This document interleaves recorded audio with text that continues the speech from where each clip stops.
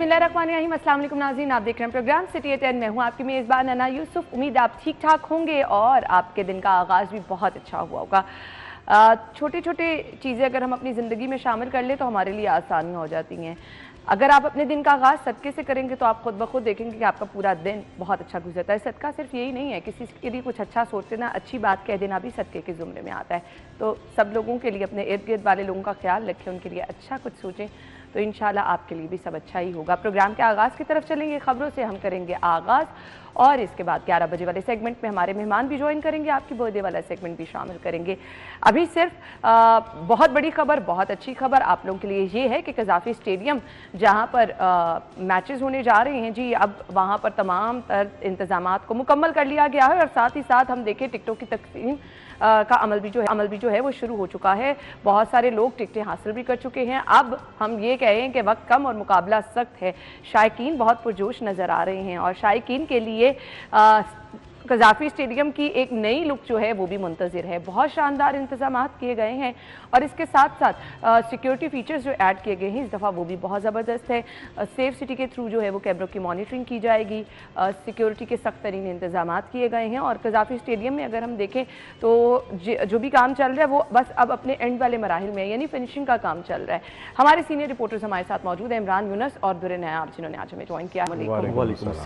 सो आप भी उतने ही मुंतज़िर हैं मैच देखने के। इमरान यूनस, आपसे आगाज़ करेंगे। अच्छा, मैंने स्पेशली अगर मैं बताऊं, आप तो आज में लगता है वाइट और ग्रीन, नहीं ऑफ वाइट है, सॉरी 2 रोज़ कबल जो है मैं रात के टाइम कज़ाफ़ी गया।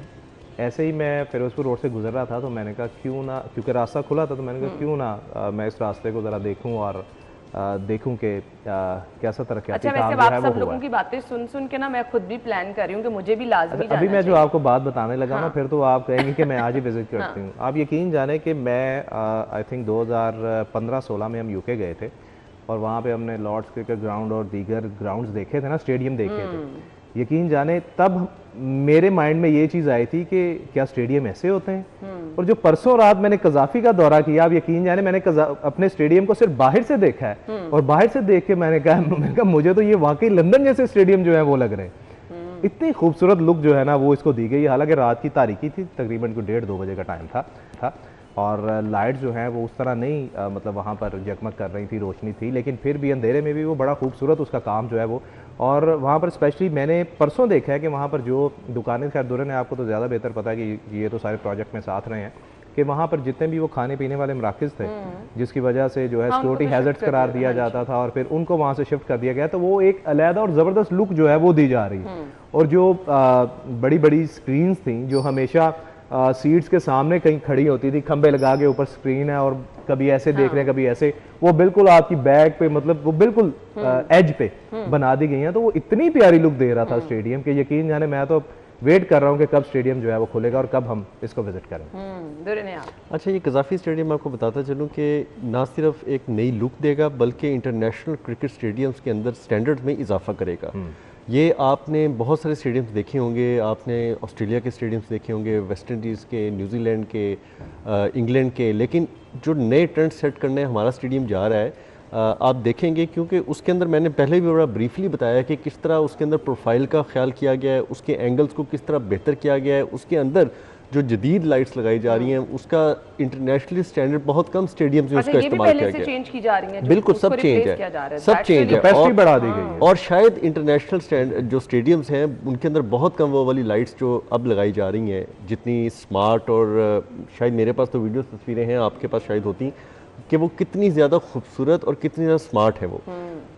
इससे पहले बहुत सारे स्टेडियम्स में आपको इंटरनेशनली नहीं नज़र आएंगी। उसके बाद आपका जो सीटिंग कैपेसिटी का इशू था 14,000 से 30,000 पे लेके जाना, ये मामूली बात नहीं है। यकीन करें, टिकटों के लिए लोग तरले करते थे, फिर टिकटें ब्लैक होती थी, फिर पहले उठा लेते थे। फिर सबसे बड़ा जो इशू मोहसिन नकवी साहब ने जो एड्रेस किया है वो है ये मुफ्ता। ये मुफ्ता जो है ना, उन्होंने कहा जी मुफ्ता नहीं अब करना, ठीक है। अगर कोई इज्जत के साथ आए, टिकट खरीदे, सबके बराबर बैठे और आए, आपके एंजॉय करें। ये जो पासिस बांटने बेदरेक किस्म के सिफारिशें लोगों की, और आप एक तो मुफ्त पासिस लेके फिर गरीब कौम जो दूसरी सीटों में बैठी होती है उनके लिए भी एक तमाशा मजाक का सबब बनता है, वो ख़त्म कर दिया। जितने आपके हॉस्पिटैलिटी बॉक्स थे उनको लीज आउट कर दिया गया ताकि उससे रेवेन्यू आए उसके बाद आप किसी को टिकट बेचे ना बेचे, पीसीबी को पैसे आने चाहिए। उसके बाद आपकी स्वाब दीदी, आप जिस मर्जी को बिठाएं, मुफ्त बिठाएं, जो मर्जी करें, लेकिन प्राइमरी आपको पैसे आने चाहिए। फिर उसके अंदर पार्किंग का इशू। फिर मैंने कल एक चीज़ और हाईलाइट की है, उसके इर्द गिर्द एंट्रेंस पे वॉकिंग वॉकवेज बनाए जा रहे हैं, फुटपाथ बनाए जा रहे हैं, ताकि जो बंदा लिबर्टी से कजाफी तक नए फुटपाथ बनाए जा रहे हैं, ताकि जो बंदा वहां पे पार्किंग करे कजाफी के अंदर, वो पैदल चलता हुआ आराम से आए। यानी अगर आप पार्किंग अपनी करिए लिबर्टी और आपको आना है कजाफी स्टेडियम वॉक करके, जी 10-10 फुट के फुटपाथ्स नए बनाए जा रहे हैं दोनों साइडों पे, ताकि आप आराम से वॉक करके स्टेडियम के अंदर आ रहे। और ये थ्रू आउट लाइनिंग करेगा स्टेडियम की गेट। मैंने तो वहां पे ना बाहर आउटडोर कवरेज की कजाफी स्टेडियम के बारे में, तो पता है लोगों को बहुत मुश्किल होती है। इस ट्रैक पे सोलर लाइट्स लगाई जा रही हैं। उसके बाद प्लांटेशन की जा रही है, नई कारपेटिंग की जा रही है, नए साइन बोर्ड्स लगाए जा रहे हैं। बाहर भी आ जाएं तो बहुत जबरदस्त भाई, आप अंदर तो खूबसूरती तब इंजॉय करेंगे जब बाहर से आपका माहौल बनना शुरू हो जाएगा। तो बहुत सारी चीजें सिर्फ कजाफी स्टेडियम की चार दीवारी और गोलाई के अंदर नहीं है, उससे बाहर भी बहुत खूबसूरती है। फिर उसके बाद आपके जो नए ट्रेंड सेट किए जा रहे हैं, मिसाल के तौर पर शायद इमरान पवेलियन बिल्डिंग की तरफ गया हो। पवेलियन बिल्डिंग जो है वो ओवल तो बहुत दूर की बात है, शायद पूरी दुनिया में कोई स्टेडियम ऐसा हो जो उसकी पवेलियन बिल्डिंग बना दी गई है। और पवेलियन बिल्डिंग के अंदर 2 स्टेजेस में उसके अंदर इस तरह के पहले ऑफिसेस हैं, तमाम पीसीबी के स्टाफ खुला खुला बैठेगा, आराम से अपना सारा करेगा, और वो एक ओवल तरह की खूबसूरती उसको दी गई है।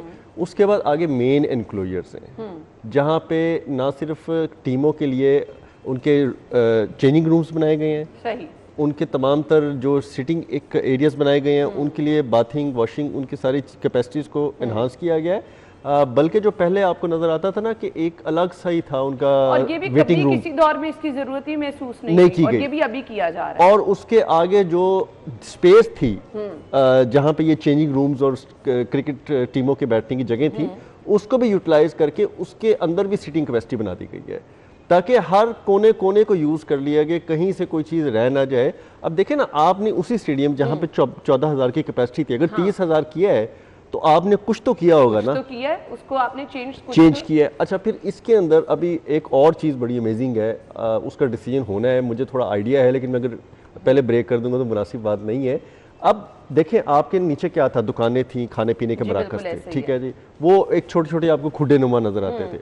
अब जब कैपेसिटी बढ़ी है, आपकी जितनी सीटिंग कैपेसिटी आगे की तरफ एनहांस हुई है और जितनी ऊपर गई है प्रोफाइल के, अब नीचे डबल स्टोरी जो है वो बिल्डिंग, एक अपार्टमेंट साइज की स्पेस पैदा हो गई है थ्रू आउट द स्टेडियम। उसको कैसे यूटिलाइज करते हैं, उसको किस तरह बनाते हैं, उस पर कमर्शियल एक्टिविटीज नॉन हैजर्ड, जिसमें हैजर्ड्स ना हो, वो किस तरह उसमें करते हैं, वो अभी होना फैसला बाकी है। बहुत अमेजिंग जगह है वो, इतनी बड़ी खुली जगह है कि उसमें भी चेयरमैन पीसीबी के विजन की दाद देनी पड़ेगी कि उन्होंने किस तरह से उसको यूटिलाइज किया है। देखें, घर बनाना ना और कोई कंस्ट्रक्शन करना ये हर बंदा कर लेते हैं, लेकिन अपनी जगह को किस तरह कौन इस्तेमाल करता है वो इम्पोर्टेंट होता है। हर कोने को किस तरह से यूटिलाइज करना है। मुझे स्टेडियम में कोई ऐसी जगह नहीं मिली जिसको मैं कह सकूंगा यार ये जगह ज़ाया कर दी गई है। मैंने बहुत विजिट्स किए, मैंने 100 से ज़्यादा विजिट्स किए हैं, बिल्कुल ऐसे मतलब कि गुजरते हुए कभी चला गया तो चलने देख लिया। मुझे कोई ऐसा कोना खुदरा नहीं मिला जिसको वेल यूटिलाइज ना किया गया हर लिहाज से। और कंट्रैक्टर्स की कमाल महारत है कि उन्होंने इतनी नफासत के साथ वो सीढ़ियाँ और वो हर चीज़ स्टेप्स बनाए हैं कि आपको उसके अंदर कोई लूप होल नहीं नजर आएगा। लेकिन दूर नियाज़ जो बात कर रहे हैं ना, आप यकीन जाने बड़े अरसे के बाद, मतलब जो हमारे मुख्तलिफ तरक्याती डिपार्टमेंट्स हैं वो मैंने भी किए हुए हैं, दूर नियाज़ पहले भी कर रहे थे, अभी भी कर रहे हैं। बड़े अरसे बाद आपको कोई ऐसा प्रोजेक्ट नज़र आया है जिसमें आपको ये नज़र आ रहा है कि वाकई एक बहुत अच्छी प्लानिंग के साथ किया गया है और साल बाद, 2 साल बाद, 3 साल बाद, 5 साल बाद इसको दोबारा खोदने की या बनाने की जरूरत नहीं पड़ेगी। नॉर्मली तो हमारे यही होता है ना, साथ आती रहेगी। नॉर्मली तो हमारे यही होता है कि कोई भी तरक्याती काम हो, कुछ अरसे बाद उन्हें याद आता है कि यार इसको ऐसे नहीं, इसको ऐसे होना चाहिए था, फिर वो दोबारा रीडिजाइन जो है वो करना शुरू कर देते हैं।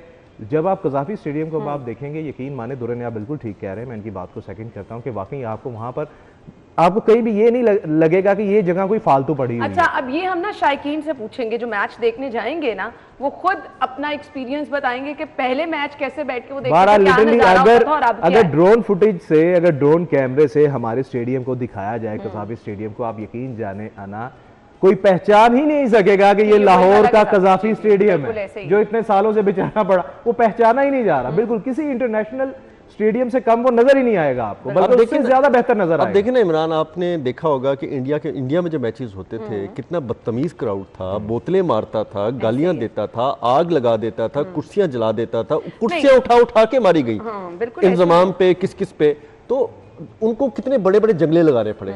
इसमें कोई जंगला नहीं है। मैंने ये बात आपको पहले भी हाईलाइट की है कि हमारा क्राउड वैसा है भी नहीं। चले मान लिया, और वो जो बैरियर्स थे आपने बताया कि वो भी अब हटा दिए गए हैं। वहां पे एक नई टेक्नोलॉजी मॉन्ट जिसे कहते हैं, इर्द गिर्द एक छोटी सी खंदक बना देना, ताकि ना कोई क्रिकेटर को डिस्टर्ब करे, ना कोई फलांग के उस तरफ आए। ये चीजें ना जरूरी होगी थी, बहुत जरूरी होती है। और वो विजन क्लियर करना जरूरी था ना।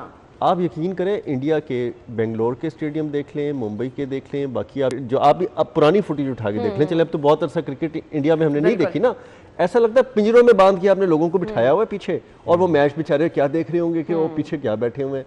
बहरहाल ये चीज़ें एड्रेस की गई हैं, और मुझे उम्मीद है कि ये नया जो है वो ट्रेंड सेट करेगा इंटरनेशनल क्रिकेट स्टेडियम्स की मार्केट में। और साथ ही साथ कुछ सिक्योरिटी के हवाले से बात कर ली जाए तो 500 कैमरों से मॉनिटरिंग की जा रही है, और इनको सेफ सिटी के जरिए जो है मॉनिटर किया जाएगा। सेकेंडली, आर्टिफिशियल इंटेलिजेंस के जरिए भी जो है वो मॉनिटरिंग की जाएगी, तो बहुत ही ज़बरदस्त सिस्टम होगा। तो शायकीन के लिए बहुत ज़बरदस्त, जहाँ पर इंतजामात हैं तो बहुत ज़बरदस्त मुकाबला भी इंशाल्लाह आपका मुंतज़िर है। तो गुड लक कहना चाहेंगे आप सब लोगों को, ज़रूर आप जाएं और एंजॉय करें। आज की टॉप स्टोरीज की तरफ आ जाते हैं जी। टोकन टैक्स नादहिंदगान के खिलाफ शिकंजा सख्त कर लिया गया है, गाड़ी की रजिस्ट्रेशन अब मुअत्तल होगी। इन खबरों की तफसीलात की तरफ आएंगे ब्रेक के बाद, हमारे साथ रहिएगा।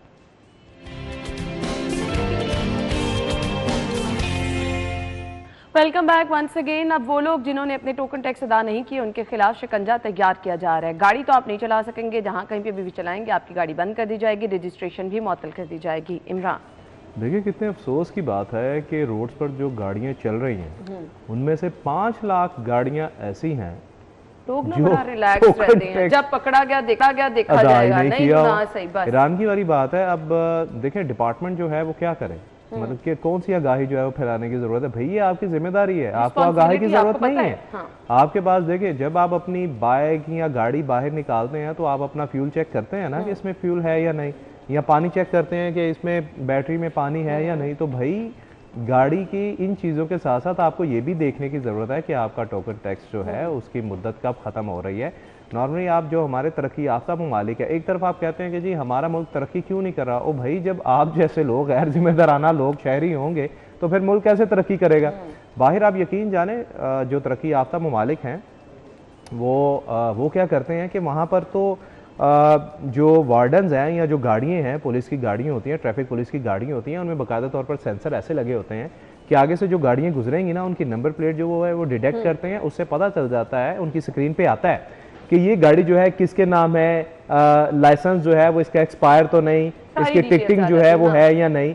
लेकिन हमारे यहाँ पर चलें इतनी तो तरक्की अभी नहीं हुई, लेकिन कम से कम वहाँ पर शहरियों को जो है अपनी जिम्मेदारी का एहसास है। और यहाँ पर हमारे, मैं वाकई ये बड़ा हैरान हुआ हूँ कि 5 लाख गाड़ियाँ शहर में जो गाड़ियाँ चल रही हैं, 5 लाख गाड़ियाँ जो टोकन टैक्स की नादहिंदा है। तो वाकई इन गाड़ियों इन गाड़ी के जो मालकान हैं और इन गाड़ियों को रोड पर मेरे ख्याल से चलने ही नहीं देना चाहिए, आने की जरूरत नहीं है, चलने ही नहीं देना चाहिए, उनको बंद करना चाहिए। बड़ी गाड़ियां आप देख लें, जब भी हम कभी देखते हैं ना कि एक्साइज की जानिब से नाकाबंदी की जाती है तो अक्सर ऐसे हुआ है। एक्साइज देखिए, नाकाबंदी अब एक्साइज बेचारा देखें वो और क्या क्या करे, खैर उसकी कारकर्दगी तो अभी आप एक साइड पे रखें ना, फाइन रख देना चाहिए। मैं वही बात आपको करने लगा, सभी लोग टाइम पे पे कर, आपके भी रिलेटिव जो है वो बाहर हैं, दुराने आपके भी हैं, मेरे भी हैं, यकीन जाने वो लोग क्यों लाइन और लेन की पाबंदी करते हैं। वो कहते हैं कि भाई यहाँ पर कोई गलती की ना तो स्टार लगता है, आपके लाइसेंस पे स्टार लगता है, और जब 3 स्टार है या 5 स्टार है उसके बाद आपका लाइसेंस फारिग है, और उसके बाद फिर आप ड्राइव नहीं कर सकते, फिर आपको लाइसेंस बनाने में पता नहीं कितने साल जो है वो लगते हैं। तो ये सजा है। हमारे यहाँ पर देखिए कि जब हेलमेट की पाबंदी करवानी थी, फाइन को 200 से 2000 किया। अब आपको रोड पे मेरे ख्याल से 95% लोग जो है बाइक पे वो हेलमेट के साथ नजर आएंगे, अभी भी 100% नहीं है। और वाकई हमें हैरानगी होती है रोड पर चलते हुए कि इन लोगों को अभी भी ख्याल नहीं है कि भाई ये आपकी जिंदगी बचाने के लिए है। बिल्कुल आपने सही कहा। अब ये गाड़ी की रजिस्ट्रेशन अगर मुअत्तल होगी तो इसको फिर करके भी दिखाएं ताकि लोगों के अंदर खौफ भी हो कि भाई उन्होंने अपना ये काम करना है। सेकेंडली इसकी आप ये रख दें कि इस पे फाइन इम्पोज कर दें ताकि लोगों के अंदर कोई डर खौफ हो कि अगर हमने टाइम पे ना पे लाइफ टाइम टोकन टैक्स आप अदा कर दें, क्या मसला होगा भाई, ऐसे ही है, आपकी भी बचत हो जाएगी। अच्छा देखिए ना, हमारा हालत क्या है, अब हमने गाड़ी बेचनी है तो तब हमें याद आना है कि हमने 5 साल की जो है ना टोकन ही नहीं दिए हुए, और अगली पार्टी ने वो आपके पैसे डिटेक्ट करने हैं, तो फिर आपकी तबीयत काफ़ी साफ हो जाती है। उससे पहले आपको याद ही नहीं होता कि हमने इसके टोकन देने हैं। तो अब जब आपका सौदा मुतासर हो रहा होता है ना, फिर आपको एहसास होता है कि यार ये तो हमारी डील ख़राब हो रही है। अब हमने एक डील डन की थी इतने लाख में, तो उसमें तो 2-3 लाख के टोकन निकल गए हैं, तो ये तो बड़ा लॉस हो गया है। हालांकि वो लॉस क्या हो गया भाई, वो आपकी बेवकूफ़ियों का, आपकी सुस्ती का नतीजा है कि आपको वो सारा लॉस हुआ है। और आपने जो अज्यूम किया हुआ था कि मैं 20 लाख की या 30 लाख की गाड़ी बेचूंगा, तो वो 26 लाख की बिकी है। तो ये चीज़ें भी आपको कैलकुलेट करनी चाहिए कि आखिर तो आपने देनी है ना। कभी तो आपने गाड़ी बेचनी है, उसके बाद आपकी एनओसी होना है, आपकी ट्रांसफ़र तब तक नहीं होनी जब तक आप पे। और मेरा ये ख्याल है कि उस वक्त जब ये गाड़ी ट्रांसफ़र करवाने आए और इनकी 3-4 साल के टोकन पेंडिंग हो, तो वो 3-4 साल नहीं बल्कि 8 साल के मसावी टोकन लिए जाने चाहिए इनसे। हर चीज़ डबल ली जानी चाहिए। जब वो पकड़ में, देखिए उस वक्त तो वो ऑटोमेटिकली पकड़ में आ रहे होते हैं, उसके बगैर ये सुनने वाले नहीं, उसके बगैर ना एक्साइज की एफर्ट होती है उसमें, ना आम शहरी की होती है। जब वो ट्रांसफ़र करवाने वाली स्टेज पर जाता है, वो ऑटोमेटिकली एक पकड़ में आ जाता है। तो उस वक्त उससे डबल टोकन ले आ जाए ताकि उसको ज़िंदगी भर नसीहत हो, लेने वाले को भी और देने वाले को भी।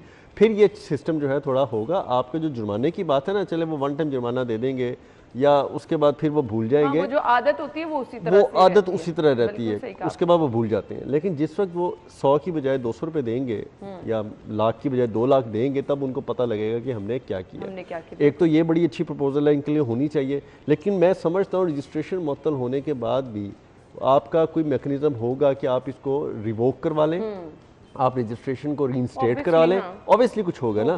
तो इसमें तो फिर वो एक वक्ती सजा है ना, छोटी सी, के रास्ता मुश्किल हो गया, हरकतों से तो बाज आना नहीं। आप कुछ ऐसा इस पे इम्प्लीमेंट करें ना कि आपके पास एक दफा जस्टिफिकेशन ना हो, कैंसिलेशन की जरूरत ही ना पड़े, वापस का कोई रास्ता ना, वापसी का कोई रास्ता ना हो। अब हमने ये काम करना ही करना है, थोड़ी सी सख्ती इस पे करनी चाहिए। अच्छा जी, अभी एक अपडेट आप तक पहुंचाने का कहा जा रहा है जी। अपडेट ये है, वजीर आला पंजाब ने हाउसिंग सोसाइटीज के सदेबाब के लिए मुनफरिद इकदाम किए हैं। अच्छा जी, हमारे साथ रहिएगा, ब्रेक के बाद ज्वाइन करते हैं।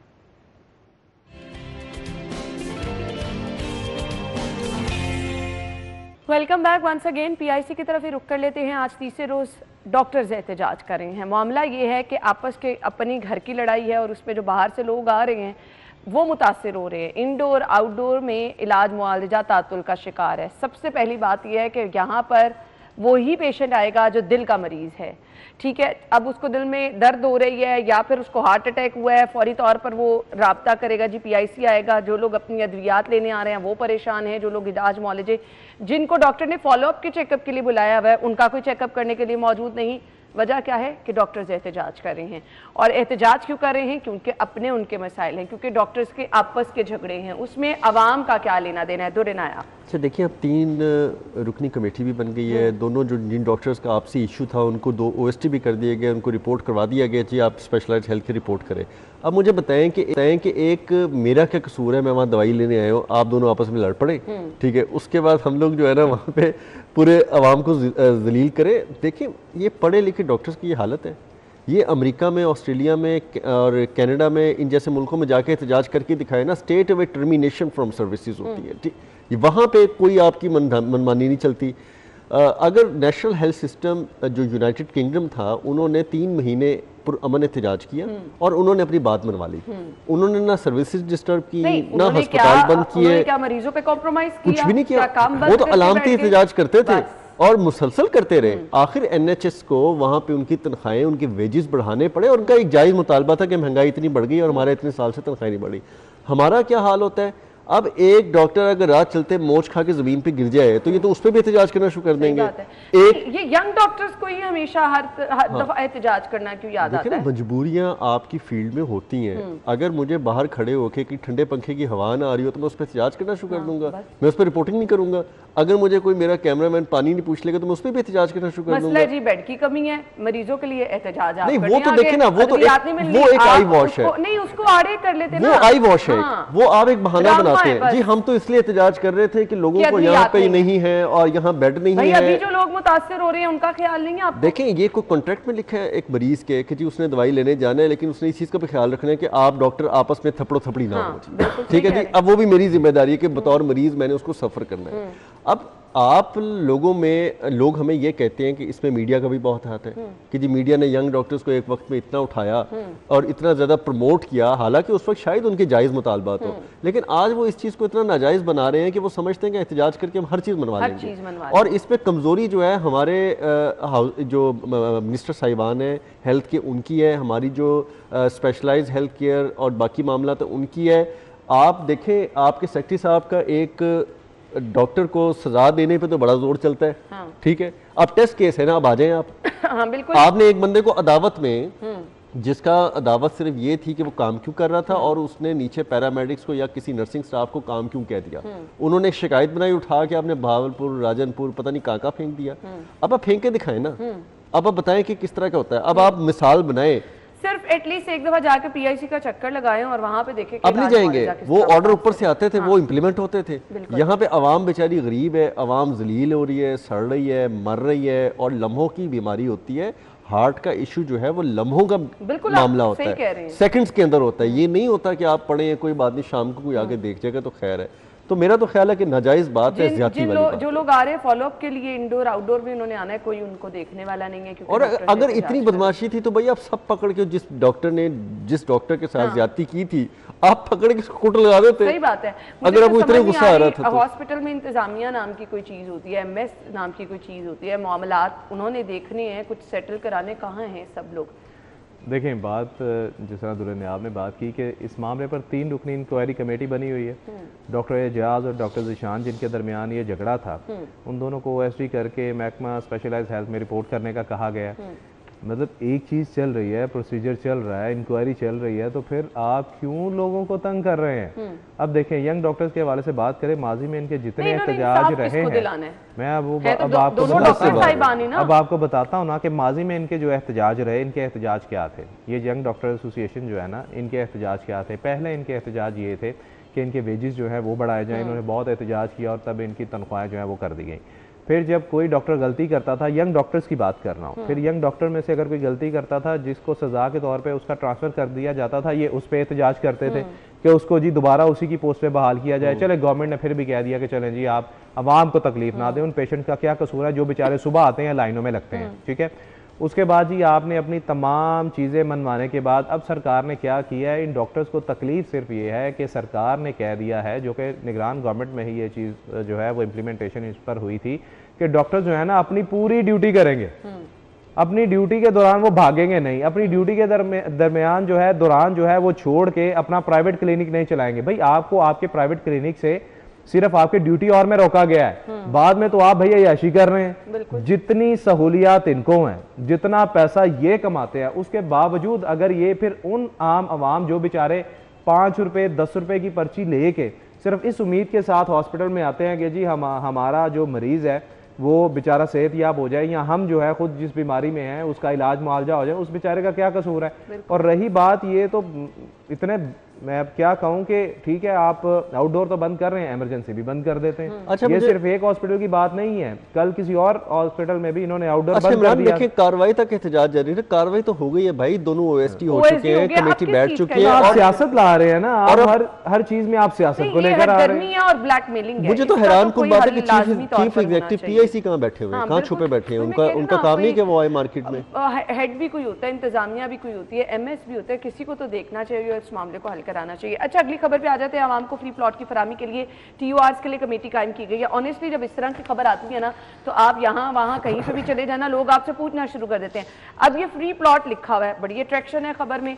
अब ये फ्री प्लॉट तो हमें खुद ही नहीं समझ आ रही, जरा मुझे समझा दें। ये सोशल मीडिया की कंपेनों वाले फ्री प्लॉट निकलेंगे, ठीक है? पहले ऑनेस्टली लोग पूछना शुरू कर देते हैं, आपने खबर पढ़ी थी, मुझे बता दें कैसे मिलेंगे फ्री प्लॉट, हम कैसे मिल सकते हैं? आप मुझे बताएं ना। 2-3 बड़े कामयाब मॉडल्स हैं कि एक तो जो मॉर्गेज मॉडल पूरी दुनिया में इंप्लीमेंट होता है, कि आप कुछ अमाउंट देते हैं और फिर 25-30 साल तक मॉर्गेज आप थोड़े थोड़े करके देते रहते हैं। यानी कि आप उस घर में ऑनरशिप में रहते भी हैं, फ्री प्लॉट कह रहे हैं, और किराया भी देते रहते हैं। चले एक तो फ्री प्लॉट कह रहे हैं, कहाँ फ्री प्लॉट है? मैं तो समझ ही नहीं आ रही। देखिए, एक जमीन है, उसकी जमीन की कीमत है, चाहे वो सरकारी है चाहे वो प्राइवेट डेवलपर की है, आखिर कुछ कीमत तो है ना। वो चाहे कम आपको पे करनी है, वो करनी है। सरकार ने अगर सरकार से भी लेके आपको मुफ्त बांटनी है तो सरकार ने उसकी बेसिक अमाउंट कहीं ना खजाने से पूरी करनी है। ये फ्री कह के तो ऐसी लाइनें लगेंगी कि बस मतलब कि देखिए ना, आप इस तरह की चीज़ कर देते हैं, इस तरह का ख्वाब दिखा देते हैं, और पूछने वालों से ये नहीं पूछते कि आपने वो जो 50 लाख घर एक पुराना दावा था वो किधर है, और अब जो 1 लाख घर अब दावा है, और जो बीच में सस्ती छत जो लेके अब आपकी अब पक्की छत भी छीनने को फिर रही है। आपने वो खबर डिस्कस थोड़े दिन पहले मैं देख रहा था, दी होगी कि अब जो टैक्सेस भारी आ रहे हैं तो आपको अपने घर में जिसमें आप रहते हैं वही आपको अपना नहीं लगेगा, पराया लगेगा, इतने टैक्सेस देने पड़ देंगे। तो एक तरफ आप जिन लोगों की छतें हैं उनके साथ क्या सलूक कर रहे हैं, और दूसरी तरफ जिनके पास छतें नहीं है उनके जज्बात से किस तरह खेल रहे हैं। अभी आपको एक फार्मूला पेश किया गया कि जी इस तरह कर लें, आपने सिर्फ खबर को बड़ा बनाने के लिए उस पर फ्री प्लॉट लिख दिया। फ्री प्लॉट जिंदगी में आज तक किसी को नहीं मिला। बिल्कुल सही कह रहे हैं। फ्री प्लॉट मरने के बाद विरासत में तो मिल सकता है। नहीं, मैं आप चले हंस रही हैं, मैं बड़ा सीरियस कह रहा हूँ कि किसी के मरने के बाद होगा तो मिलेगा, किसी के मरने के बाद विरासत में तो फ्री प्लॉट बच्चों को मिल सकता है। तो ये फ्री प्लॉट वाला तो मजाक नहीं है, ठीक है। उसके बाद जो ब्यूरोक्रेसी ने एक नया लॉलीपॉप, पुरानी देग नया पकवान, जो मैं हमेशा कहता हूँ हर हुकूमत को, हर वजीर आला को जो पेश कर देते हैं। ब्यूरोक्रेसी की तो मौजें लगी हुई हैं। देखे ना कि जब रोडा में, खैर आप तो रोडा करते हो, रोडा में जो प्लॉट जो हैं वो देने की निगरान हुकूमत ने ऐलान किया था कि जो जर्नलिस्ट हैं जिनकी फलाह के लिए पता नहीं सालों साल, मतलब सदियों में कोई एक आधा इकदाम गवर्नमेंट की तरफ से नज़र आता है, सदियों में नज़र आता है, ठीक है। 2008 में जो है वो हाउसिंग सोसाइटी बनी थी। अच्छा इमरान, इसी में एडमिशन करूं कि हमें तो फ्री फॉर्म नहीं मिला, बताने लगे हमें तो 1000 वही बताने लगे, वही 2-2 रुपया। अच्छा, रोडा में ठीक है, निगरान गवर्नमेंट ने ये कहा कि जर्नलिस्ट जो है उनका भी हक बनता है, वो टैक्स देते हैं, बेचारे अगर मर जाते हैं तो खैर उनकी फैमिली को सरकार की तरफ से कुछ नहीं दिया जाता, कुछ भी नहीं है, तो चले हम इनकी फलाह के लिए कुछ करते हैं। उन्होंने ये प्लॉट दे दिए कि जी ठीक है, प्लॉट ऐलान कर दिए कि 7.5 मरला प्लॉट जो है वो सहाबियों को मिलेंगे। थे या नहीं इस पे बात अब आगे सुने ना, मैं उस सोसाइटी को खत्म करके वहां पर आपने ब्यूरोक्रेट्स को सोसाइटी बना के दे दी, उसका ऐलान कर दिया। खुदा का खौफ खाएं, वो तो पहले ही उनकी 5 हो गई, सर कढ़ाई में है, खुदा का खौफ खाएं, वो मंगते हैं बेचारे, लूले लंगड़े, गरीब लोग गरीबों की आहें लग जाती है। अब ये फ्री प्लॉट वाला मामला जो है ना, ये बड़ा अहम है, क्योंकि लोग तो लाइनों में इंतजार करना शुरू कर देंगे कि हुकूमत ने फ्री प्लॉट देने हैं। अच्छा जी, ब्रेक के बाद आते हैं, इस पे बात करते हैं, हमारे साथ रहिएगा।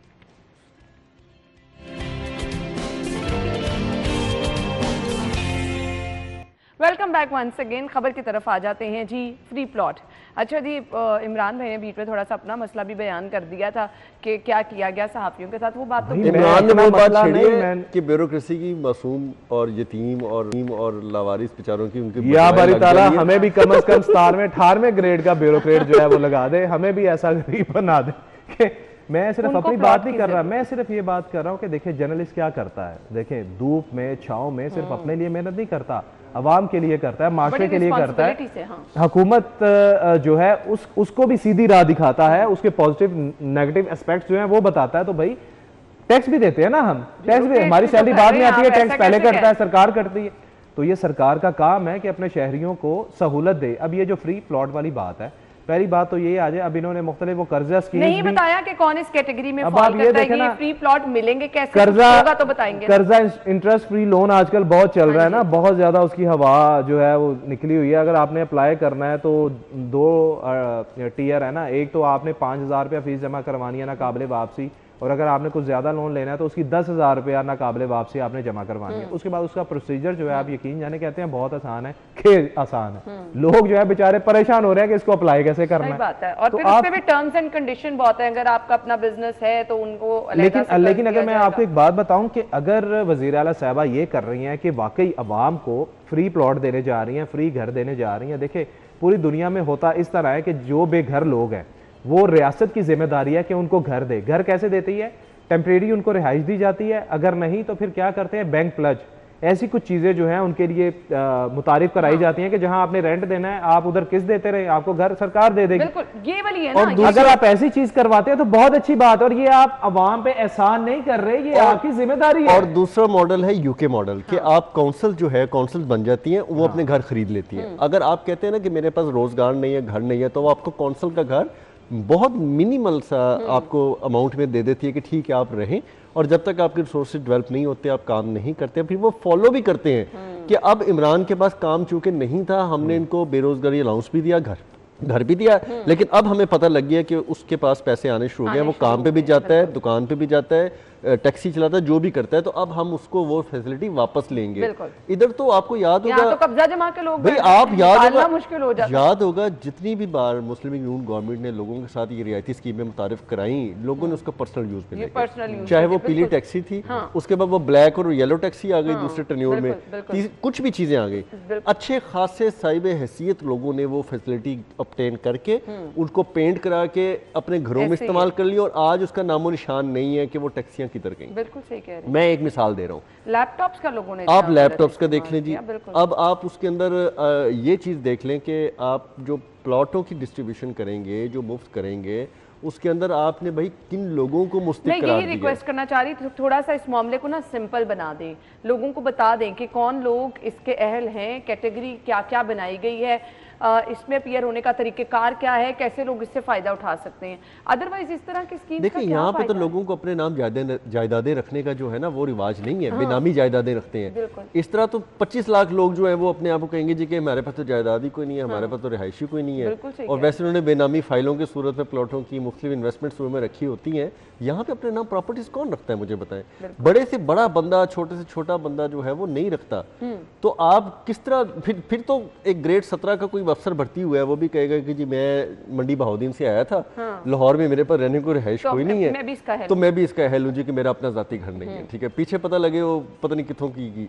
तो ये चीजें करने वाली हैं कि इतना आसान नहीं है इसका स्क्रूटनी का अमल, और उसके बाद लोगों को सिफारिशात पे लाना, उनके बाद निकालना, उनकी बातें ना मानना, MNA MPA की सिफारिशों पे लोगों को बंदरबान ना करना, वज़ीर आला साहिबा के लिए बड़ा मुश्किल होगा ना, ये हो नहीं सकता, इम्पॉसिबल है। और फिर मुफ्त लैंड जो आप कहरहे हैं कि हम डिस्ट्रीब्यूट करेंगे, सरकार की अपनी लैंड है, उसके भी पैसे देने पड़ेंगे, किसी महकमे से लेंगे उसके पैसे। ये बता दें लोगों को कुछ ना कुछ हिस्सा हम ले रहे हैं, हम आपके लिए सरकार पैसे देकर डेवलपमेंट वर्क से बहुत सारी चीजें हैं। खैर जो भी मामला है इसको थोड़ा सा वो कहते हैं ना खोल के आवाम को बयान करे, ताकि उनके लिए भी जो परेशानियां और जो क्वेश्चन माइंड में उनके आ रहे हैं वो उनके जो है वो हल हो सके और अप्लाई कर सके ज़रूरतमंद जो भी हैं। बहुत बहुत शुक्रिया आप लोगों के वक्त के लिए। हम ब्रेक और हेडलाइंस के बाद आएंगे।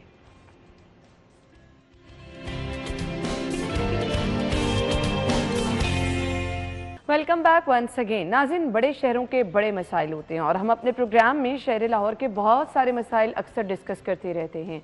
आबादी बढ़ती चली जा रही है, आप देख रहे हैं कि घर बनते चले जा रहे हैं, हाउसिंग सोसाइटीज़ बनती चली जा रही हैं और प्रॉब्लम्स उतनी बढ़ती चली जा रही हैं, वो चाहे ट्रैफिक की है, वो चाहे तजावुज़ात की है। फिर इसके साथ साथ अगर आप देखें तो बहुत सारे मसाइल आपको आबो हवा से रिलेटेड, हम हर रोज़ आपके साथ चीज़ें डिस्कस कर रहे होते हैं कि जी स्मॉग बहुत ज़्यादा हो गई, कभी हम कह रहे होते हैं कि ज़ेर ज़मीन पानी की सतह इतनी कम हो गई, एक के बाद एक मसला दरपेश होता है। अब जब आप प्लानिंग कर रहे होते हैं ना, चाहे आप घर बना रहे हैं, चाहे आप शहर बना रहे हैं, आपकी प्लानिंग बड़ी मैटर करती है। रोड इंफ्रास्ट्रक्चर उस प्लानिंग में शामिल होता है। उस प्लानिंग का हिस्सा ये चीज़ें होती हैं कि जी कहाँ आपका रिहायशी एरिया होगा, कहाँ कमर्शियल एरिया होगा।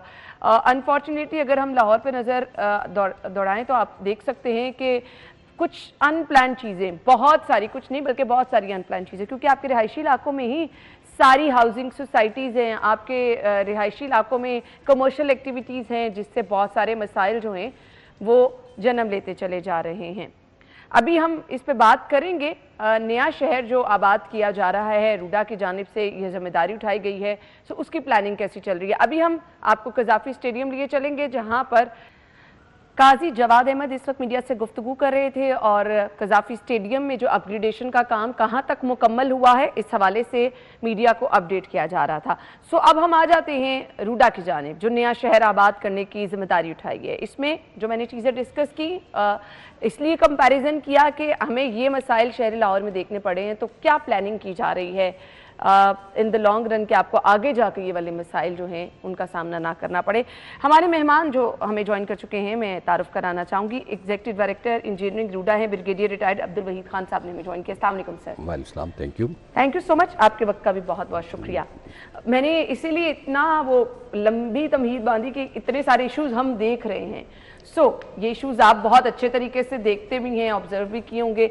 अब जब नया शहर आबाद किया जा रहा है तो इसकी प्लानिंग किस तरह से की जा रही है? देखिए, रावी अर्बन डेवलपमेंट अथॉरिटी जुलाई 2020 में थ्रू पार्लियामेंट एक्ट माजरे वजूद में आया और हमें जो टास्क दिया गया था कि एक क्लीन, ग्रीन, एनवायरमेंटल और इको फ्रेंडली सिटी हमने डेवलप करना है। इसके लिए हमें सबसे पहले अपने मसाइल को देखना था कि हमारे पास क्या क्या मसाइल हैं।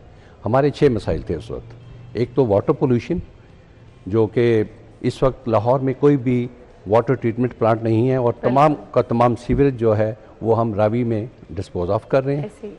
फिर दूसरी तरफ वाटर की शॉर्टेज हो रही है। इंडिया ने रावी में पानी जो है वो बिल्कुल बंद कर दिया है। रावी में सर्दियों में जो पानी है वो 500 से लेके 800 क्यूसेक चल रहा है जी।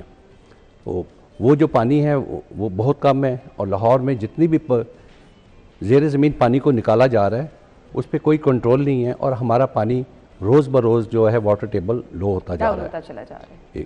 फिर लाहौर में पॉपुलेशन का एक स्प्रॉल है, इंक्रीज़ है। पूरे पंजाब से हर आदमी चाहता है कि वो लाहौर में आके सेटल हो जाए। शायद बिज़नेस अपॉर्चुनिटीज़ ज़्यादा हैं, ये एक मसला है। इन्वायरमेंट है, स्मॉग का आपको पता है कि लाहौर इस साल भी दुनिया का मतलब हम हर रोज कह रहे होते हैं कि आलूदा तरीन शहरों की फहरिस्त में नंबर 1 जी नंबर 1 पे है। ये एक इशू है और इसके अलावा ट्रैफिक का बड़ा इशू है, कंजेशन है। तो इसलिए ये सोचा गया कि रावी अर्बन डेवलपमेंट जो हमारी अथॉरिटी है वो एक ऐसा सिटी डेवलप करे, एक ऐसा मास्टर प्लान बनाए कि जिसमें ये प्रॉब्लम ना हो। हमने अपना जो मास्टर प्लान है उसको इस तरह डिवाइस किया है कि एक तो उसकी लाहौर सिटी से कनेक्टिविटी हो। हमने इस मकसद के लिए अपनी जितनी भी सड़कें बनाई हैं, हमारे पास प्राइमरी रोड्स हैं 300 फीट का उसका कॉरिडोर होगा। फिर सेकेंडरी रोड्स हैं 220 फीट की हैं। अदर रोड्स जो हैं वो 200 फीट से लेस की हैं।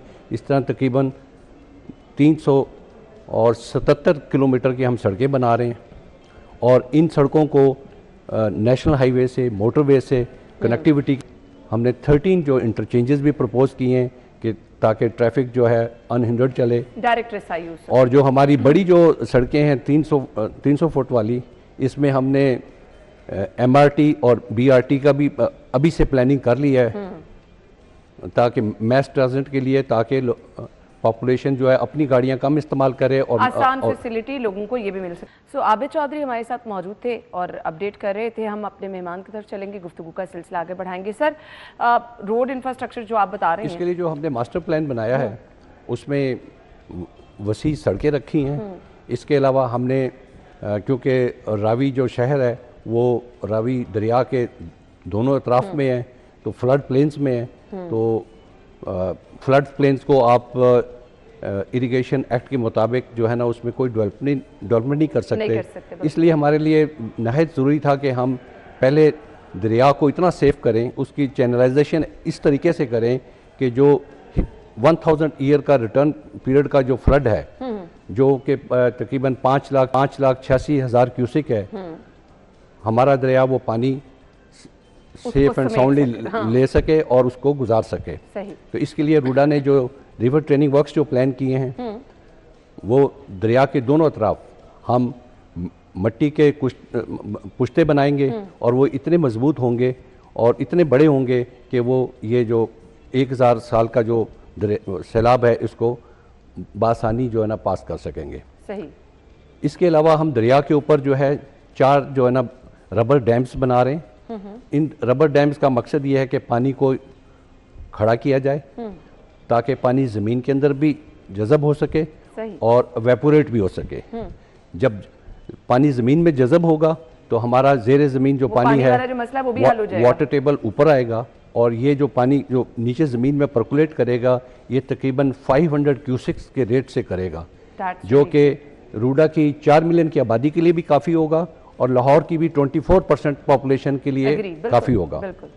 लेकिन इससे पहले कि हम लेक्स बनाएं और इस पानी को खड़ा करें, जो नहायत मसला है वो कि जो पानी इस वक्त सीवरेज वाटर जो रावी में डिस्पोज ऑफ हो रहा है उसको पहले हम ट्रीट करें, वाटर ट्रीटमेंट प्लांट बनाएं, या उसको कोई इस तरीके से उसको डिस्पोज ऑफ किया जाए कि वो रावी में ना जा सके। ठीक है, ये भी एक प्लान है कि हम इस पानी को रावी के पैरल ज़ेर ज़मीन ले जाके और नीचे जाके इसको वडियारा ड्रेन में कहीं डिस्पोज ऑफ करें।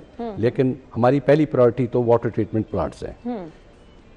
सही सर, इसके साथ साथ मुझे ये बता दें, जिस तरह से अभी हमने बात की कि आलूदगी बहुत ज़्यादा है, स्मॉग के डेरे जो हैं वो हमारे शहर पे रहते हैं। पहले तो एक स्पेसिफिक टाइम होता था ना, अब पूरा साल ही हम इसी सिनेरियो में रहते हैं। सो ग्रीनरी बहुत ज़रूरी है हमें। अब रूडा इसको मामले को कैसे देख रहे हैं? रूडा का जो मास्टर प्लान है उसमें 30% प्लेसेस जो स्पेस है वो हमने ओपन छोड़ी है, जिसमें 11% वाटर फ्रंट के लिए है और 19% जो है ना वो ग्रीन्स के लिए है। इसमें हम जोनल पार्क्स बनाएंगे, नेबरहुड पार्क्स होंगे। इसके अलावा जोनल पार्क्स अच्छे खासे बड़े होंगे ताकि पूरे हर परिसर में एक जोनल पार्क बनाया जाएगा। और इसके अलावा हमने कोई 5000 एकड़ जो है वो एग्रीकल्चर लैंड भी रखी है। इसके अलावा हमारे रूडा में तकरीबन साइड ग्रीन बेल्ट्स, जी वो सारे तो वो तो होंगे। रूडा में तकरीबन 9 जो है वो रिजर्व फॉरेस्ट हैं और उनका 6000 का रकबा है। और उन फॉरेस्ट में जितना भी ब्लैंक एरिया है जहाँ पे दरख्त नहीं है, रूडा ने उन जगहों पे दरख्त लगाने शुरू कर दिए हैं। और तकरीबन हम इस वक्त 200 एकड़ से के रकबे को आबाद कर चुके हैं और उन पे तकरीबन हमने 1 लाख पौधा लगाया है और वो चल रहा है। और ये अभी हमने एक नया काम शुरू किया है कि सड़कों के साथ साथ लाइक मोटरवे M2 और लाहौर सियालकोट मोटरवे, इसके साइड पे भी रूडा जो है ना वो ट्री प्लांटेशन कर रहा है, क्योंकि ये एक स्पेस अवेलेबल थी। खूबसूरती के साथ साथ ना आंखों को तो आपके बहुत अच्छी लगती है, लेकिन आपके बहुत बड़े मसाइल भी हल हो जाते हैं। इसके अलावा रूडा ने EPA के साथ भी कोऑपरेशन किया है और कोलैबोरेट किया है। EPA इस वक्त एक स्मॉग टावर उन्होंने हमारे इंडस्ट्रियल एरिया में लगाया हुआ है और रूडा के प्रेमिसेस में लगा हुआ है, मेरे जो डिस्पोजल स्टेशन है वहाँ पे लगा हुआ है।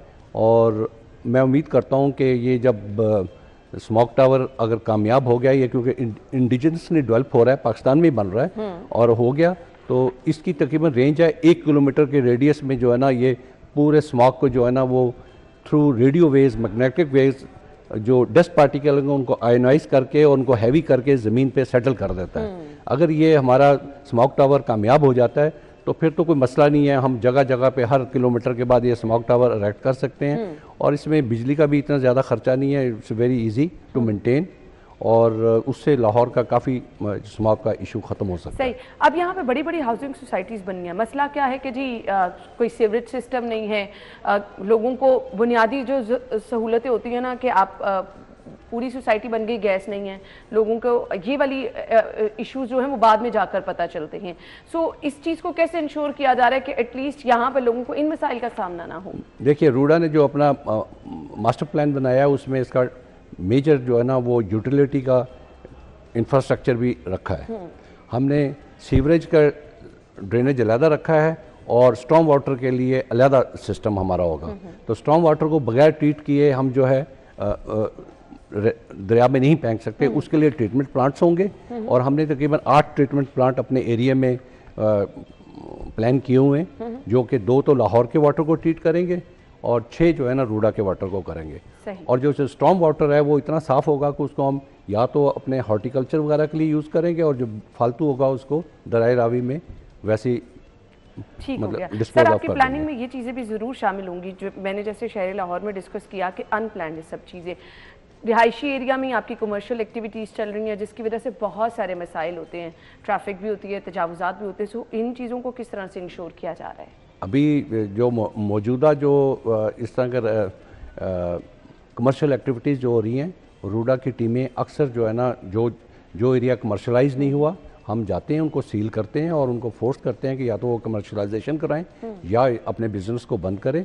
और रूडा के मास्टर प्लान में जो कमर्शियल एरियाज़ हैं वो बड़े स्पेसिफिक हैं और स्पेसिफाइड हैं और रूडा इसके अलावा कहीं भी किसी को कोई भी नहीं बनाने देगा, कमर्शियल एरिया अपने खुद ब खुद डेवलप नहीं करने देगा।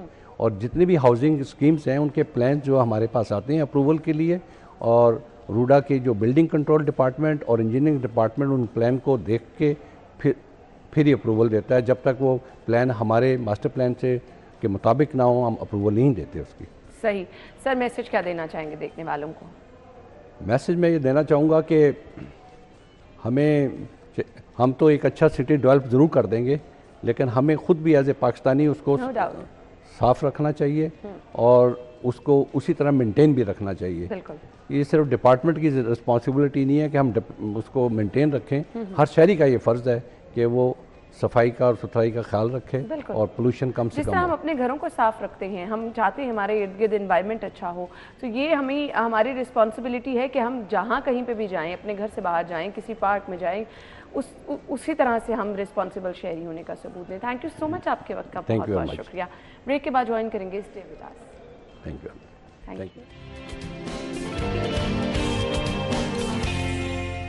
Welcome back once again. आज की बर्थडे लिस्ट की तरफ आ जाते हैं। आज है जी 29 जनवरी, जिनकी सालगिरह है उनको विश करने जा रहे हैं मोहम्मद उस्मान, हसन अली, नबील खान, अरीबा अजमल, और इसके बाद प्रोफेसर मुफ्ती मोहम्मद एहतशाम महबूब, इतना लंबा नाम है। अच्छा जी, उमर और अनाबिया जावेद की बर्थडे है, अनाबिया जवाद, मुदस्सिर सिद्दीकी, अब्दुल राफे, अब्दुल हादी, अब्दुल रऊफ़, मोहम्मद अली, मेहर जीशान, वलीद और तलहा उस्मान। आप सब लोगों को सालगिरह की मुबारकबाद। Happy birthday all of you.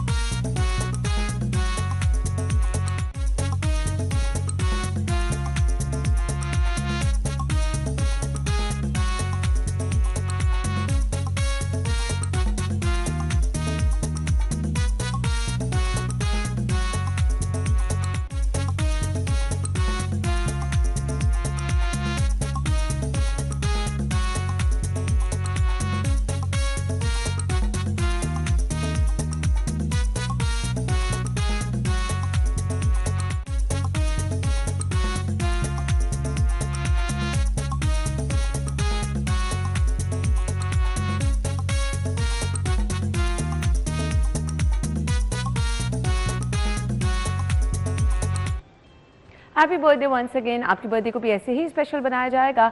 अगर कल आपकी बर्थडे है तो अपने पिक्चर्स और अपना नाम हमें भिजवा दें, प्रोग्राम में शामिल आप भी हो जाएं, प्रोग्राम का हिस्सा बन जाएं। इसके लिए आपको क्या करना है, अभी ही आप मैसेज कर दें, व्हाट्सएप करें अपने पिक्चर और अपना नाम, और आपका नाम पहले ही हम शामिल कर लेंगे। अच्छा जी, आगे बढ़ेंगे और अगले सेगमेंट की तरफ जाएंगे। बताएंगे आपको आज के भाव क्या है।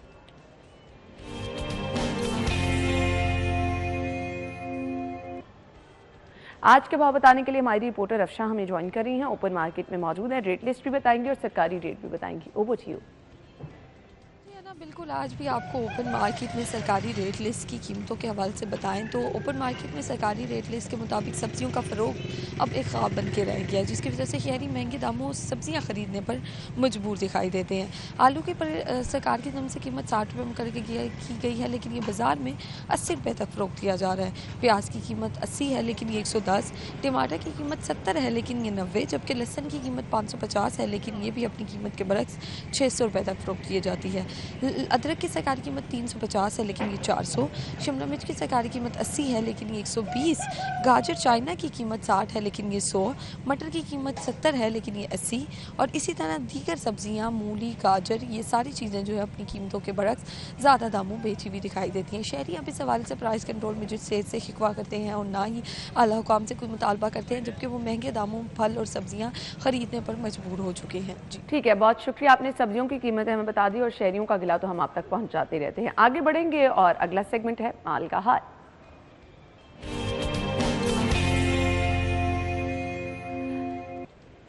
सब्जियों के रेट आपने जान लिए, करेंसी रेट क्या है वो भी देख लीजिए।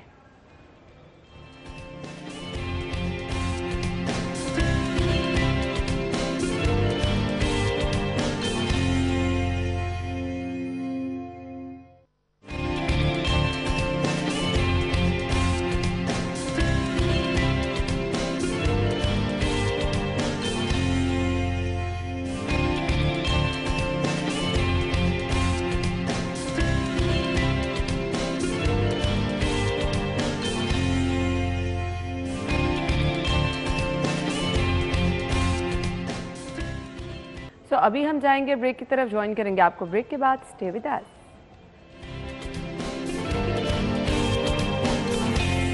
स्टूडियो में आपको खुश आमदीद कहेंगे। नाज़रीन, हम अक्सर आपकी हेल्थ के हवाले से शो करते रहते हैं, आपको बताते रहते हैं कि जान है तो जान है, अपना आपने खुद ख्याल रखना है। आजकल जो सबसे बड़ा इशू हम देख रहे हैं ओबेसिटी, बहुत सारे लोग जो कि मोटापे का शिकार हो जाते हैं, वो वापस आना जो है ना एक बहुत मुश्किल वाला टास्क हो जाता है। इसीलिए कोशिश ये कीजिए कि अपनी डाइट पे कंट्रोल रखें, अपने लाइफस्टाइल पे कंट्रोल रखें, ताकि इस तरह के मसाइल का सामना ना हो, क्योंकि ओबेसिटी के साथ साथ हाई ब्लड प्रेशर, शुगर और ये चीज़ें फिर आम होना शुरू हो जाती हैं।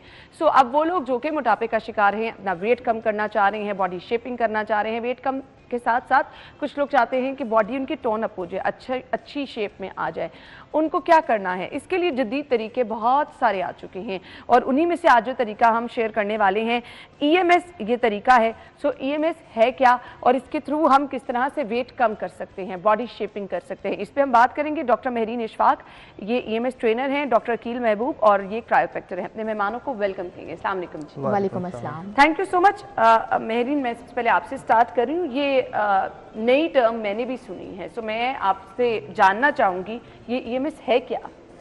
Basically EMS stands for electric muscular stimulations. Physiotherapy के अंदर ये छोटी डिवाइस यूज़ होती थी फॉर द मसल रिकवरी के लिए। जैसे आपको स्ट्रोक होता है, आपने देखा होगा, उसमें आपके मसल्स बिल्कुल भी वर्क करना छोड़ देते हैं, तो उसमें मसल्स को रीजनरेट करने के लिए, उनकी सर्कुलेशन को इंक्रीज़ करने के लिए हम ये यूज़ करते थे। बट नाउ आप जैसे देख रहे हैं कि with the passage of time जैसे से रिसर्चेज आ रही हैं, तो it's a very advance form of that EMS। That was just a touch of this EMS। This is very advance. इसके अंदर हम जैकेट्स वगैरह वेयर कराते हैं। इसमें आप देख होंगे कि इलेक्ट्रोड्स लगे होते हैं डिफरेंट। इसमें 10 सेट्स ऑफ इलेक्ट्रोड्स हैं जो आपके टारगेटेड बॉडी एरियाज को टारगेट करते हैं। हम कोई मैं अभी ये जैकेट आपको दिखाऊंगी भी, बस हमारी मेहमान इस पर रोशनी डाल लें, फिर मैं आपको जैकेट दिखाऊंगी कि काम किस तरह करती है जी। तो इसके अंदर क्या होता है कि हम ये वेयर कराते हैं, ये आपके टारगेटेड एरियाज के ऊपर इलेक्ट्रोड्स को सेट किया जाता है। उसके बाद हम इंटेंसिटीज़ को मेंटेन करते हैं, मस्कुलर कॉन्ट्रैक्शन कराना शुरू कराते हैं। ठीक है। आपका एक्सरसाइज का जो भी फोकस होता है दैट इज़ लाइक कि आपने अपने मसल्स के फाइबर्स को एक्टिवेट करना है। आप कोई भी कन्वेंशनल एक्सरसाइज करें, उसमें जस्ट 30% मसल फाइबर्स एक्टिवेट होता है, जबकि EMS के थ्रू हम 90 to 95% मसल फाइबर्स एक्टिवेट कराते हैं। अब सिर्फ यही नहीं है, इसके साथ हम एक सेशन के अंदर 20 मिनट्स का सेशन ऑफर कराते हैं 3 टाइम्स अ वीक, और इसके थ्रू हम 500 to 600 मिनिमम कैलोरीज बर्न कराते हैं, और ये एक सेशन इक्वल है 4 to 5 days of the gym. अच्छा। और फिर सेशन के बाद आपका 72 टू फर्दर जो 3 to 4 डेज है आपका कैलोरी बर्न होता रहेगा। आप नॉर्मल जो भी एक्टिविटीज़ कर रहे हैं, चल रहे हैं, फिर रहे हैं, खाना खा रहे हैं, उसके अंदर जो भी आपका कैलोरी बर्न, दोबारा से उसकी जरूरत नहीं होगी, वो खुद ब खुद होता रहेगा। नहीं, आपको एक दिन के बाद अल्टरनेटिव डेज, क्योंकि it's a high intensity workout, तो इसमें रिकवरी भी आपने देनी है अल्टरनेटिव डेज के ऊपर, डेली रिकमेंडेड नहीं होता। आप मंथ में हम सिर्फ 12 सेशंस रिकमेंड करते हैं, और आपने देखा होगा कि जैसे एब्स में फैट सबसे ज़्यादा होता है, और वो सर्जरी के थ्रू ही आप उसको रिमूव करा सकते हैं अभी तक, और ऐसा कोई भी जदीद आपके पास नहीं आया, बट हम गारंटीड वहाँ से 1 मंथ के अंदर 2 to 3 इंचेस डाउन कराते हैं। सही, ये तो फिर बहुत ज़बरदस्त है। अच्छा, मैं आपसे जानना चाहूँगी कि कितना ये इफेक्टिव है, क्योंकि हम देखते हैं ना, आपने डाइट की, आपने एक्सरसाइज की, आपने वर्कआउट किया, जहाँ कहीं आपने छोड़ा आप वापस आना शुरू हो जाते हैं, इसका रिजल्ट कैसा है? इसका रिजल्ट बहुत अच्छा है। इवन कि हमारे पास जो लोग आते हैं वो 2-3 महीने के गैप के बाद भी अगर वापस आ जाएं, आउट ऑफ सिटी जाना पड़ जाए, फिर भी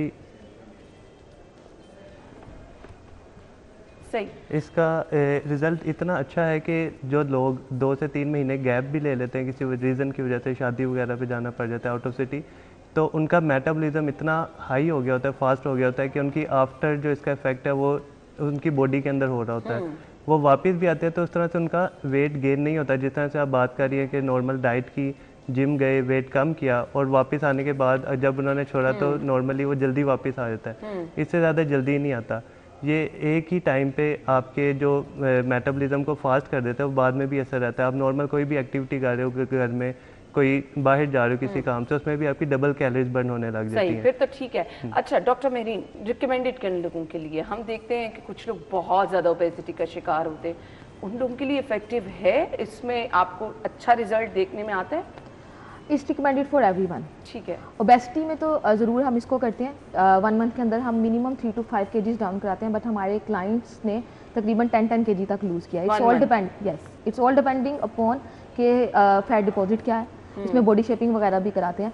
अब हम ओबेसिटी एक्सरसाइज का मेन मकसद क्या, आपने फिट रहना है, इससे मसल की रिकवरी होती है, मसल टून अप होता है, मसल बिल्डअप होता है, और इसके साथ साथ क्या होता है कि आपकी जो प्रॉब्लम है, जैसे फीमेल्स के अंदर हार्मोनल इश्यूज हैं, थायराइड वाले इश्यूज हैं, और साथ में डायबिटीज़ वगैरह, ये सब चीज़ों को, और वो भी इससे कंट्रोल होना स्टार्ट हो जाते हैं, न्यूरोपैथीज, मायोपैथीज, ये सब कंट्रोल होना इससे स्टार्ट हो जाता है। सही सही। तो मुझे ये बता दें कि करना क्या है इसके लिए। लेट्स सपोज अगर कोई बॉडी शेपिंग करना चाह रहा है, टारगेटेड पार्ट जो है हम चाहते हैं हमारी बाजू पर फैट ज़्यादा है, लोअर पार्ट पे ज़्यादा है, सो उसके लिए फिर इसको किस तरह से हम ये वेयर करवाएंगे। ठीक है। लोड भी जिस तरह ये अपर जैकेट है, इसी तरह लोड का जैकेट है, इसको एक हमारे पास एनर्जी बॉक्स होता है, हम उसके साथ इसको कनेक्ट करते हैं। अगर मैं अपनी प्रोड्यूसर साहिबा से पूछ लेती हूँ, मैं आगे चलती हूँ, आप मुझे इसको वेयर करा के तो मुझे दिखा दें कि किस तरह से, क्यों हम मकसद हमारा ये होता है ना कि लोगों को बता दें प्रॉपर तरीक़ेकार क्या है। अगर हम, अब मैं अगर कहीं जाऊँगी, मैं सबसे पहले ये पूछूंगी, अच्छा इसका कोई साइड इफेक्ट तो नहीं होगा, मुझे आप इसको, अच्छा ब्रेक ले लेते हैं जी, हम ब्रेक के बाद जब आएंगे तो तब हम इसको प्रैक्टिस करके आपको दिखाएंगे, ब्रेक के बाद आपको ज्वाइन करते हैं।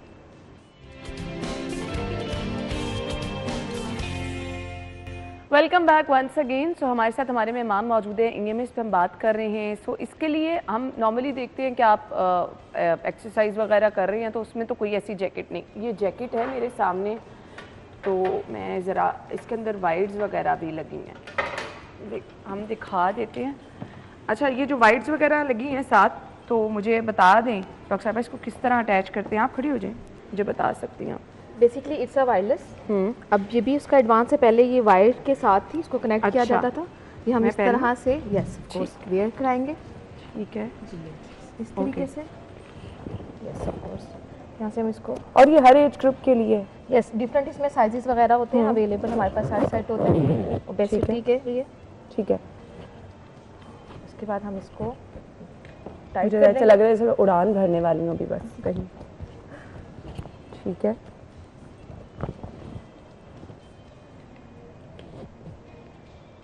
बहुत ज़्यादा इसकी ना वो फिटिंग हो गई, ये जितना ज़्यादा फिट होगा उतना इसका कनेक्शन और जो आपके टारगेटेड जो एरिया है उसको ज़्यादा जल्दी हिट करेगा। ठीक है। ये देखें, ये इसके बाजू, ये हम बाइसेप को, ब्लड प्रेशर बिल्कुल नहीं चेक करे भाई ब्लड प्रेशर के लिए ऐसा लगाता है ना। बहुत से लोग समझते हैं जैसे स्कूबा डाइविंग के लिए आप पैक हो रहे होते हैं। और ये यहाँ पे क्यों लगाया आपने?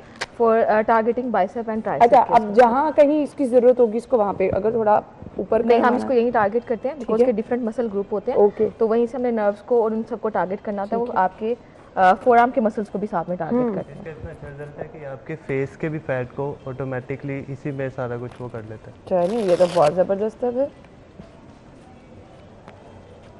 ठीक है।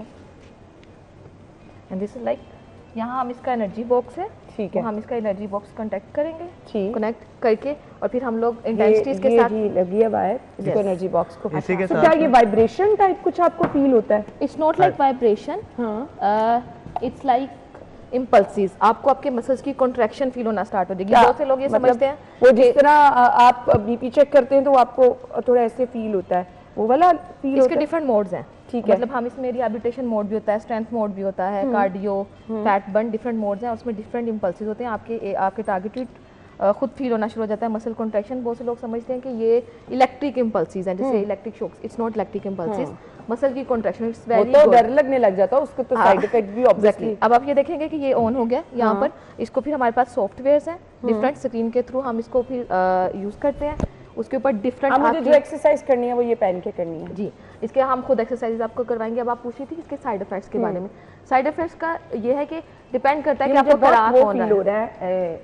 थोड़ा सा ना जैसे टाइट होता है। Yes, exactly. अब इसमें अगर इसको लूज छोड़ेंगे तो इसका रिजल्ट वो नहीं आएगा। बॉडी के साथ कांटेक्ट अच्छा होगा उतना ज़्यादा आपको अच्छा फील होगा। इसके साथ अभी हमारी लोअर बॉडी भी होती है, लेग्स, थाई, ग्लूट्स के लिए, वो भी पहना के प्रॉपर फिर एक्सरसाइज करवाई जाती है। क्योंकि एक्सरसाइज के लिए तो जितने आपके सॉफ्ट ड्रेसेस रिकमेंड किए जाते हैं ना, तो ये तो बड़ा टाइट में ऊपर नीचे कैसे। उसकी रीजन ये है कि आप कोई भी एक्सरसाइज करते हैं उसमें जनरलाइज आपकी बॉडी की मूवमेंट हो रही होती है, टारगेटेड नहीं हो रही होती। अब इसमें क्या, जैसे फॉर एग्जांपल आप अपने लोअर एब्स की एक्सरसाइज करना चाह रहे हैं। अब आप अपनी पूरी नॉर्मल कोई भी एक्सरसाइज आप करेंगे तो आपके डिस्क के ऊपर, लोअर बैक के ऊपर आपका प्रेशर आना शुरू है। हमने आपको स्टेबल कर दिया। आपकी जो बैक के इलेक्ट्रोड्स हैं जो आपके स्पाइन के अकॉर्डिंग है, वो आपके स्पाइन को सेव कर रहे होंगे और उसकी मसल्स को स्ट्रेंथन भी कर रहे होंगे। और उसके साथ साथ आपके अपर के एब्डोमेन के मसल्स हैं वो भी आपके साथ में कॉन्ट्रैक्ट हो रहे होंगे। और अंडरलाइन, चूंकि मैंने बताया 90 to 95% मसल एक्टिवेशन होती है, तो उसके लिए उतनी ही हाई एनर्जी की जरूरत है। ब्रेन ने स्टिमुलेट करना है, तो अंडरलाइन जितनी भी आपकी फैट है वही रिजोल्व होकर वही एनर्जी प्रोवाइड करेगी उसी मसल को। तो इसका साइड इफेक्ट नहीं है अनलेस अनटिल कि आपको करवा कौन रहा है। जैसे अगर सर्टिफाइड फिजियोथेरेपिस्ट डॉक्टर्स हैं और सिर्फ it's not recommended for the only physiotherapist, इसके लिए EMS ट्रेनर होना बहुत जरूरी है। ये हर एज में करा सकते हैं आप अपने आफ्टर 15। ठीक है, after 15। Yes, after 15 all as.